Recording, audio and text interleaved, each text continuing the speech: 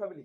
ইতিমধ্যে আমাদের ক্লাস ইতিহাসের 1, 2, 3 এর সম্পূর্ণ অধ্যায় কমপ্লিট হয়েছে এবং 4 অধ্যায়ের প্রথম পার্ট নিয়ে আমরা আজ আলোচনা করব।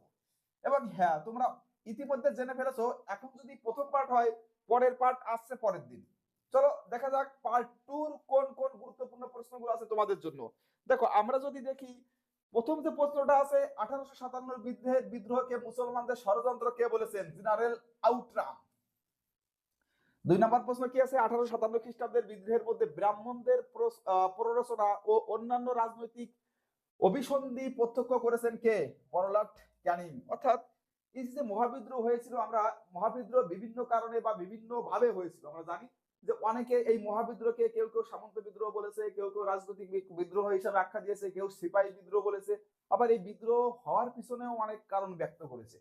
তো দেখো, আমরা যদি এই মহাবিদ্রোহটা সম্পর্কে ভালোভাবে পড়ি, আমরা দেখতে পাই যে আমাদের অর্থাৎ 1757 সালের যে পলাশীর যুদ্ধের মাধ্যমে যে ব্রিটিশ শাসন শুরু হয় এবং এই মহাবিদ্রোহের পরে অর্থাৎ 1757 সালের পরে 1758 সালে এই যে ইস্ট ইন্ডিয়া কোম্পানির শাসনের কি হয়? অবসান হয়।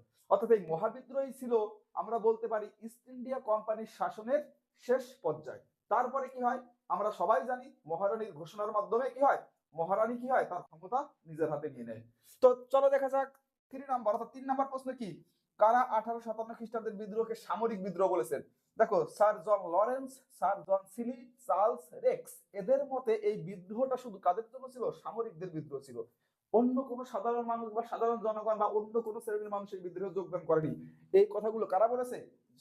স্যার জন লরেন্স, স্যার জন সিলি এবং চার্লস রেক্স। দেখো 4 নাম্বার, কোন ঐতিহাসিকগণ 1857 বিদ্রোহের বিদ্রোহকে সিপাহী বিদ্রোহ বলেছেন? অক্ষয় কুমার দত্ত, ঈশ্বরচন্দ্র বিদ্যাসাগর, হরিশচন্দ্র। দেখো, এই যে প্রশ্নগুলো দেখো, একটু আগে আমি বলেছি তোমাদের, দেখো একটা সামরিক বিদ্রোহ কেউ বলেছে, কেউ বলেছে কি সিপাহী বিদ্রোহ। তারপর দেখো, কে 1857 খ্রিস্টাব্দের বিদ্রোহকে কি বলেছে ভাই? জাতীয় বিদ্রোহ। দেখো, এক একজনের মতে এই বিদ্রোহটা এক একভাবে সংগঠিত হয়েছে, তাই তারা সংজ্ঞাটাও আলাদা আলাদা ভাবে তুলে ধরেছে। তাহলে কে দিয়েছিল? ডিসলারি।